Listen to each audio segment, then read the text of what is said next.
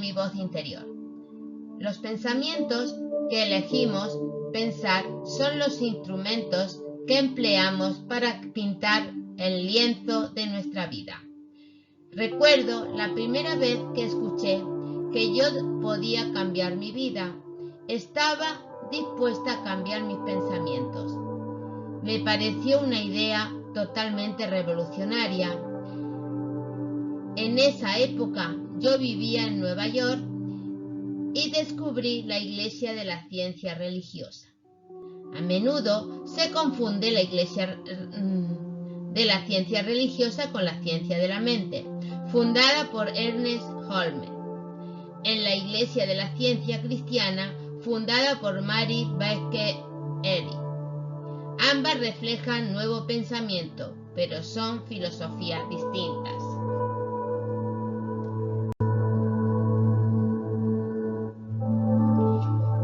La ciencia de la mente tiene pastores miembros activos que siguen las enseñanzas de la Iglesia religiosa. Ellos fueron las primeras personas que dijeron que mis pensamientos determinaban mi futuro. Aun cuando no entendí lo que querían decir, este concepto tocó lo que yo llamo la campanilla interior. Es el lugar de intuición que solemos llamar la voz de dentro. Con los años he aprendido a seguirla, porque cuando esa campanilla suena diciendo sí, aun en el caso de que parezca una decisión loca, sé que para mí es la correcta. Así pues, estos conceptos pulsaron una cuerda en mí. Algo me dijo, sí, son correctos. Entonces comencé la aventura de aprender la forma de cambiar mis pensamientos. Una vez acepté la idea, dije sí y comencé a aprender los cornos.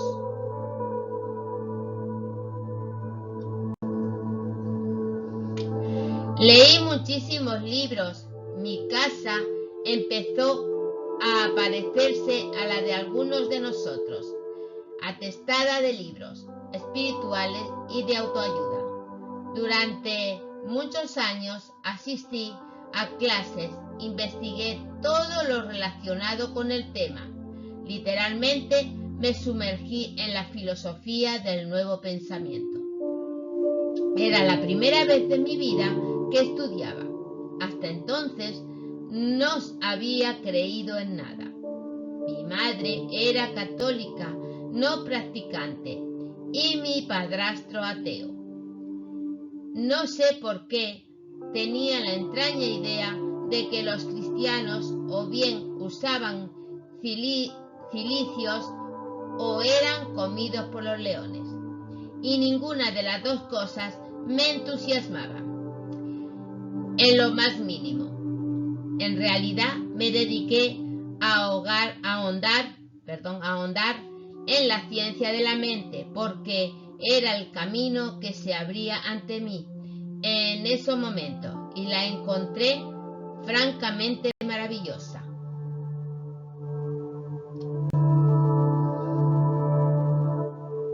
Al principio me pareció más bien fácil.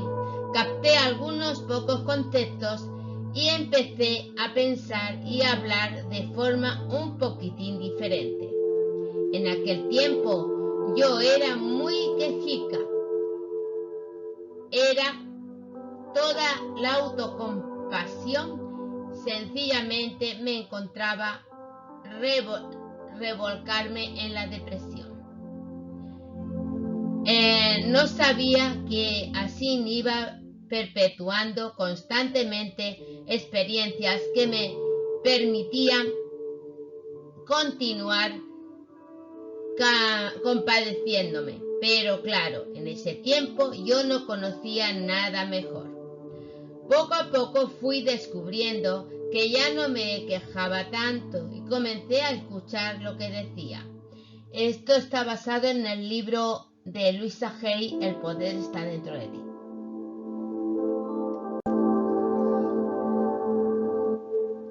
Me di cuenta de que era muy crítica conmigo y traté de dejar de serlo.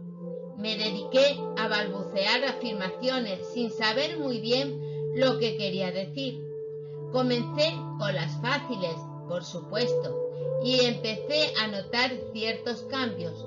Lograba tener luz verde en los semáforos o encontraba sitios para aparcar, y esto se me pareció fabuloso. Pero poco tiempo después ya pensaba que lo sabía todo y me comportaba de forma engreída, arrogante y dogmática. Creía saber todas las respuestas. Eso nos pasa a muchas personas, que creemos que sabemos todas las respuestas, pero luego viene la naturaleza sabia. Viene alguien, nos cambia las preguntas y ya no sabemos ninguna. Ahora, al mirar hacia atrás, pienso que esa era mi manera de sentirme segura en este nuevo camino. Suele dar miedo alejarse de las viejas y rígidas creencias, sobre todo si se ha estado totalmente controlado.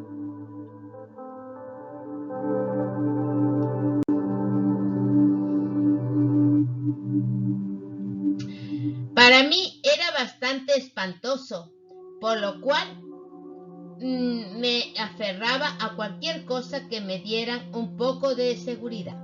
Era un comienzo, todavía me quedaba mucho camino que recorrer. Y aún me queda.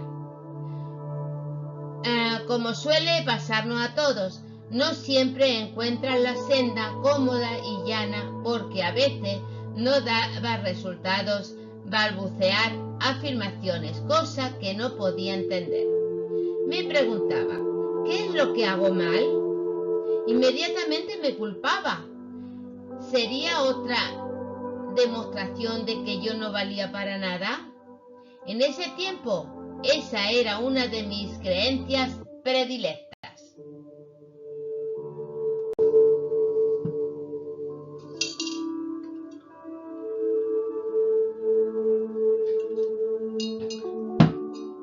Por esa época, mi maestro Eric Ponce solía mirarme y hablar del concepto del rencor. Yo no tenía la menor idea de qué me estaba hablando. ¿Rencor yo? Vamos, seguro que no tenía ningún rencor. Después de todo, me encontraba en mi camino. Era perfecta espiritualmente. Pero ¿cómo me conocía entonces? Es así. Qué poco me conocía entonces. Continué haciéndolo todo lo mejor posible. Estudiaba metafísica y espiritualidad y aprendí a conocerme tanto como podía. Captaba todo lo que me era posible y a veces lo ponía en la práctica. Nos pasa mucho que a veces ponemos las cosas en práctica, otras veces no nos acordamos de que tenemos que ponerlas. Hay una frase que me he equivocado que dice que poco me conocía entonces. He dicho otra palabra. Es esta, perdonadme. Realmente es así, ¿no? A veces no nos conocemos realmente como somos.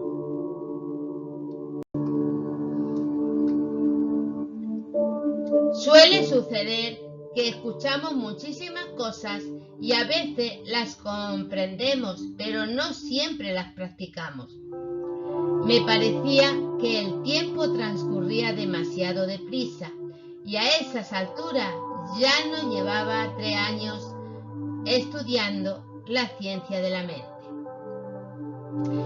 Ya era miembro activo de la iglesia y comencé a enseñar la filosofía, pero no lograba explicarme por qué mis alumnos parecían confusos.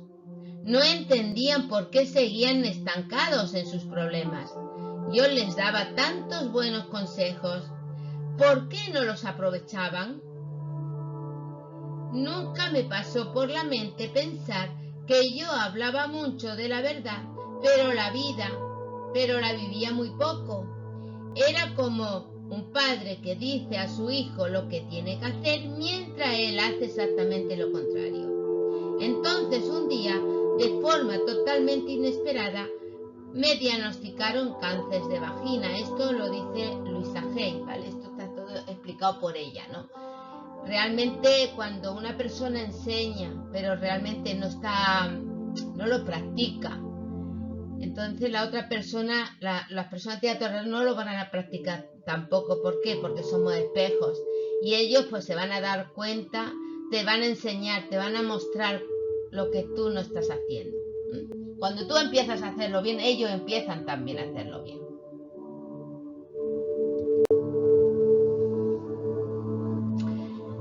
Mi primera reacción fue de terror. Después tuve mis dudas sobre si todo lo que estaba aprendiendo tenía algún valor. Fue una reacción normal y natural. Pensé, si estuviera tranquila y centrada, no tendría por qué haber creado esta enfermedad. Ahora pienso que en el momento en que me diagnosticaron el cáncer, me sentía lo suficientemente segura para dejarlo aflorar a la superficie y no hacer de él otro secreto oculto que no sabría hasta la hora de mi muerte.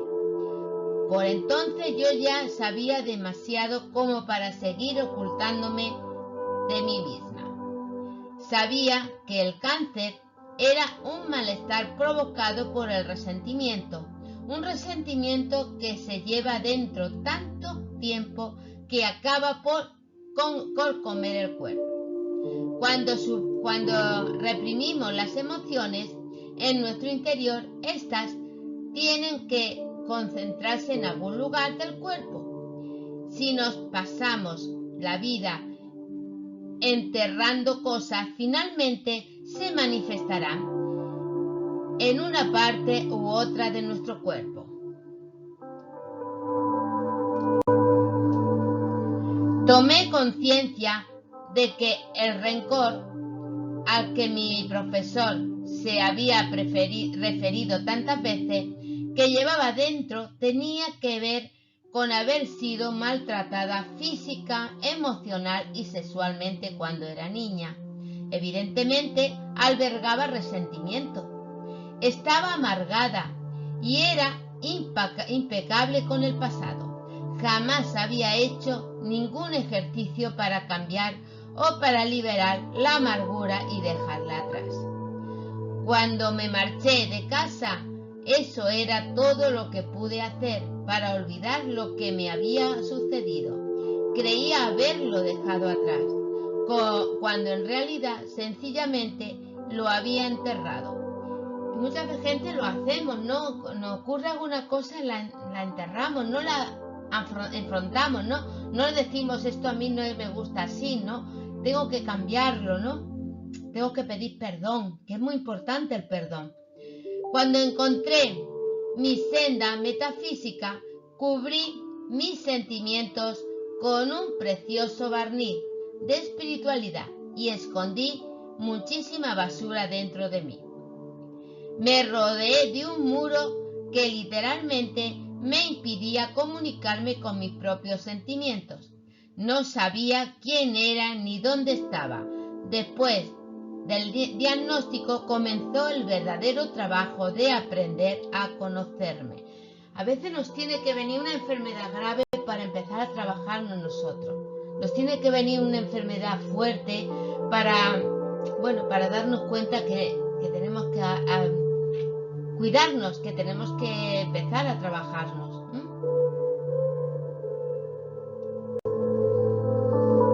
Gracias a Dios tenía instrumentos. Sabía que para conseguir cambios permanentes necesitaba entrar en mi interior. Si el médico me operaría y posiblemente me curaría por el momento, pero si yo no cambiaba la forma en que usaba mis pensamientos y palabras, sin duda alguna volvería a crearme la enfermedad. Es así. El médico, gracias a Dios, nos cura el cuerpo físico, pero no va a la raíz. el por qué me está pasando. Por eso hay personas, yo tengo la experiencia de una chica que le salió un cáncer en el brazo, ¿eh?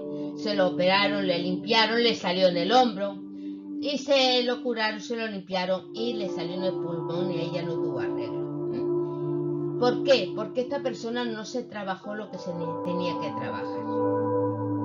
Le hablaron flojito al cuerpo, le hablaron más fuerte y cuando le gritaron ya no había arreglo. Por eso no dejemos que el cuerpo nos grite. Hablemos, escuchémoslo cuando nos habla. Siempre me ha interesado saber en qué lugar del cuerpo colocamos nuestros cánceres. ¿En qué lado de nuestro cuerpo están nuestros tumores? ¿En el izquierdo o en el derecho? En el derecho es el lado masculino, de donde damos. El izquierdo es el lado femenino, la parte receptiva, de donde recibimos. Casi siempre en mi vida, cuando algo ha ido mal en mi cuerpo, siempre se trataba de mi lado derecho. El lado es así, el lado femenino. Allí era donde acumulaba todo el rencor que sentía hacia mi padrastro. Ya no me satisfacía las luces verdes de los semáforos, ni los sitios para aparcar. Sabía que tenía que cavar mucho, mucho y más hondo. Ya no le valía los pequeños trabajos, ya tenía que pico pala, porque ya estaba mal. Ya le había gritado al cuerpo. Ya tenía que hacer sí o sí cambios.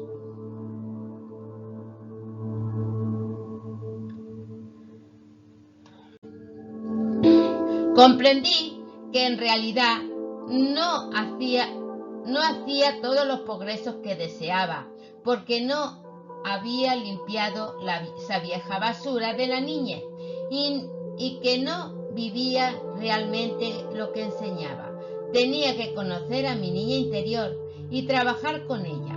Mi niña interior necesitaba ayuda porque aún estaba sufriendo mucho. Rápidamente comencé un programa de autocuración que me tomé muy en serio. Me concentré absolutamente en mí y me despreocupé de todo lo demás. Mi finalidad era ponerme bien y me entregué a ello, en cuerpo y alma. Algunas de las tareas eran bastante extrañas, pero las hacía. Después de todo, se trataba de mi vida. Durante los 6 meses siguientes, esto fue un trabajo de 24 horas diarias. O sea, ya ella se puso, como yo he dicho, pico pala. Se tenía que trabajar. Ya no sé. Ella empezó, a estudiar, se creía que lo sabía todo y empezó a dar clases. Empezó a enseñar.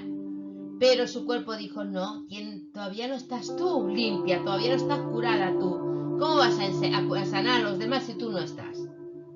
Entonces le salió la enfermedad para pararla.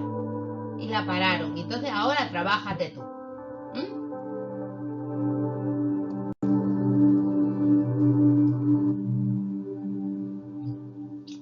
Comencé a leer y a estudiar todo lo que pude. Encontrar sobre formas alternativas de curar el cáncer. Porque de verdad creía que se podía hacer. Seguí un régimen de limpieza que purificara mi cuerpo de toda la porquería que había comido durante años. Me parecía que solo vivía de brotes de puré de espárragos. Creo que comía otras cosas, pero eso es lo que más recuerdo.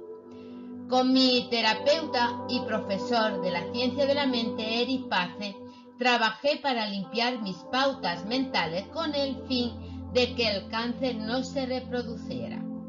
Hacía afirmaciones, visualizaciones y seguí tratamientos espirituales para la mente. También trabajaba diariamente con el espejo.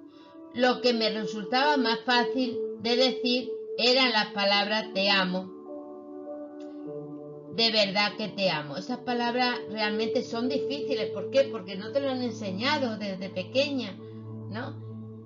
pensar que yo misma lo veo en mí, ¿no? Ahora es cuando yo oigo a mis hijos decir te amo. Y yo lo digo también te amo.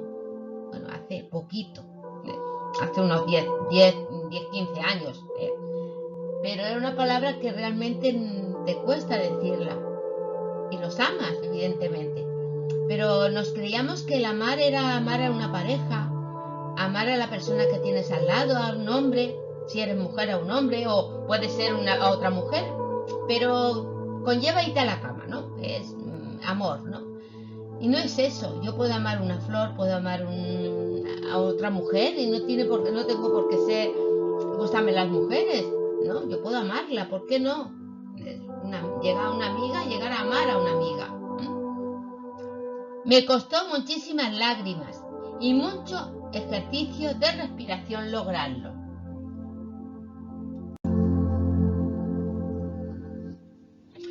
Cuando lo conseguí fue como si hubiera dado un salto cuántico. Acudí a un buen psicoterapeuta especialista en ayudar a la gente a liberar la rabia. Durante esa época me pasaba buenos ratos golpeando cojines, chillando. Fue maravilloso. De verdad es una técnica súper maravillosa. Agarrar un cojín, a mí me dijeron, cómprate un cojín y úsalo exclusivamente para eso. Y si tienes que coger, yo qué sé, un zapato y tirárselo al cojín, si tienes que hacer lo que sea, hazle al cojín, sin miedo, pero hazlo, ¿no? Porque tienes que sacar esa rabia, realmente es maravilloso. Me parecía tan fabuloso porque jamás había tenido permiso para hacer eso en toda mi vida. No sé muy bien qué método dio resultado. Tal vez un poquito de cada uno. Por encima de todo fui verdaderamente consecuente con lo que hacía. Practicaba durante todas mis horas de vigilia. Antes de dormirme me daba las gracias por todo lo que había hecho durante el día.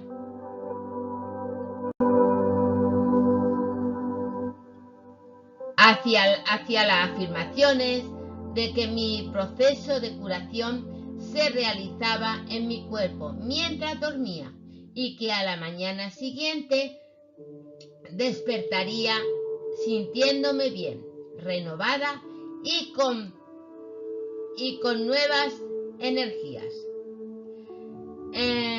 Cuando me despertaba por la mañana, agradecía a mi cuerpo el trabajo realizado durante la noche. Afirmaba que estaba dispuesta a crecer y aprender cada día y hacer cambios sin considerarme una mala persona. También trabajé para comprender y perdonar. Una de las formas de hacerlo fue averiguar todo lo posible sobre la infancia de mis padres. Empecé a comprender que en realidad no podrían haber hecho de manera diferente nada de lo que hicieron debido a la forma en que fueron criados. A mi padrastro lo maltrataron en su hogar y le hizo lo mismo a sus hijos. Es así.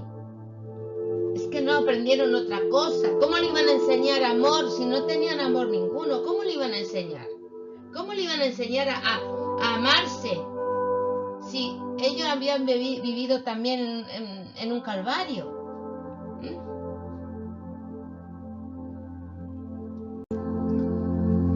Mi madre fue educada en la creencia de que el hombre siempre tenía razón y la mujer debe estar a su lado y dejar que haga lo que quiera. Nadie le enseñó una forma diferente de vivir. Ese era su estilo de vida. Paso a paso, mi creciente comprensión me capacitó para comenzar el proceso del perdón. Cuando más perdonaba a mis padres, más dispuesta me sentía a perdonarme a mí misma. Perdonarnos a nosotros mismos es tremendamente importante.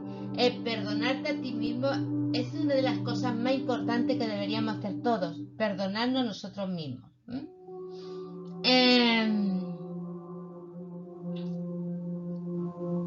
Muchos hacemos a nuestro niño interior el mismo daño que nos hicieron nuestros padres. Sencillamente continuamos maltratándolo. Y eso es muy triste. Cuando éramos niños y otras personas nos maltrataban, no teníamos muchas opciones, pero es terrible que de mayores seamos nosotros quienes maltratemos a ese niño interior. A medida que se perdonaba, comencé a confiar en mí misma. Algo maravilloso.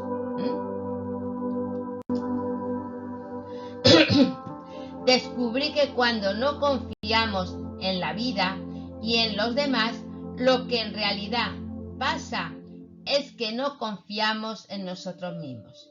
No confiamos en nuestro yo superior para que cuide de nosotros en todas las situaciones, y por eso decimos: nunca volveré a enamorarme porque no quiero sufrir, o nunca permitiré que esto vuelva a suceder.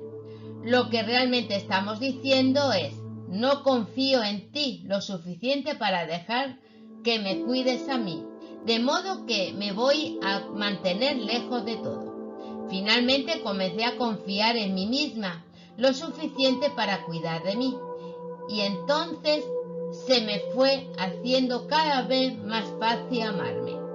Mi cuerpo estaba sanando, mi corazón también. Mi crecimiento espiritual me llevó a de esa manera tan inesperada. Como premio añadido, comencé a parecer más joven. Los clientes que traían eran casi todos personas dispuestas a trabajar en ellos mismos. Una vez que ya cambió su manera, pues empezó la gente a querer hacerlo también. Ver esos cambios en ellos. Progresaban enormemente, casi sin que yo les dijera nada. Percibían que sentían que yo vivía los conceptos de enseñanza y les aseguraba fácil aceptar esas ideas. Entonces, por supuesto, conseguían buenos resultados. Comenzaron a mejorar la calidad de vida. Una vez que empezamos a estar en paz con nosotros mismos, interiormente la vida parece transcurrir de modo mucho más agradable. Así pues, ¿qué me enseñó a mí esta experiencia? Comprendí que tenía el poder de cambiar mi vida, y estaba dispuesta a cambiar mis pensamientos y a dejar marchar los hábitos que me retenía en el pasado. Esta experiencia me aportó el conocimiento interior de que si realmente estamos dispuestos a trabajar, podemos hacer cambios increíbles en nuestra mente, en nuestro cuerpo y en nuestra vida. Es así.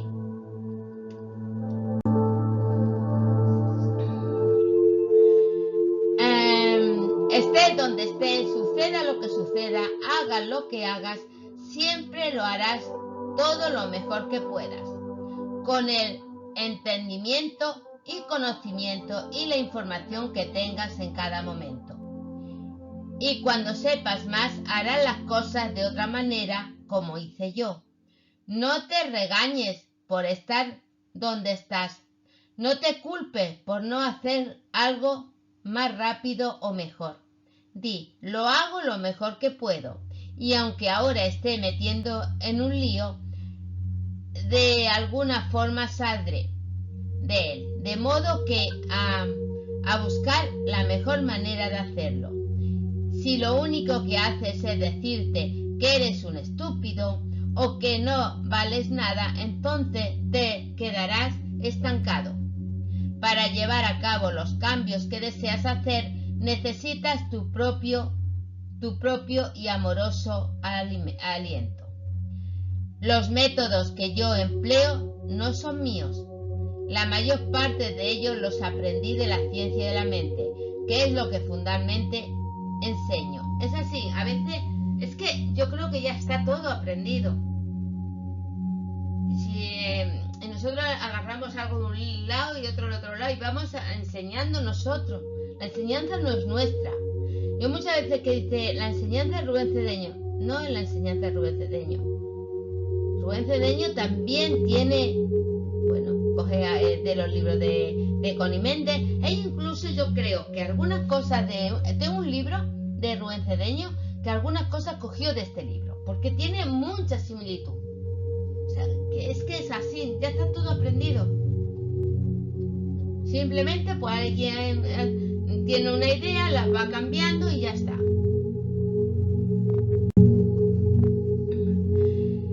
Sin embargo, estos principios son tan viejos como el tiempo.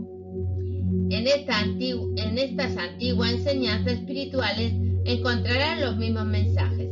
He recibido la preparación necesaria para ser ministro de la Iglesia de la Ciencia Religiosa. Sin embargo, no tengo iglesia. Soy espíritu libre. Doy mis enseñanzas en lenguaje muy sencillo para que llegue a mucha gente. Esta senda es una manera maravillosa de organizar la cabeza y de comprender verdaderamente de que la vida y cómo se puede usar la mente para responsabilizarte de la propia vida. Cuando comencé todo esto, hará unos 20 años, bueno, ya hace más, porque este libro lleva más, bueno, hará eso, hacía más o menos unos 20 años cuando empezó. No tenía ni la más remota idea de que sería capaz de dar esperanza y ayudar a tanta gente como hago hoy en día. Esta enseñanza que estoy dando ahora, ayer no me acordé de ponerla a grabar cuando hice el evento y quise hoy grabarla. Espero que quede bien.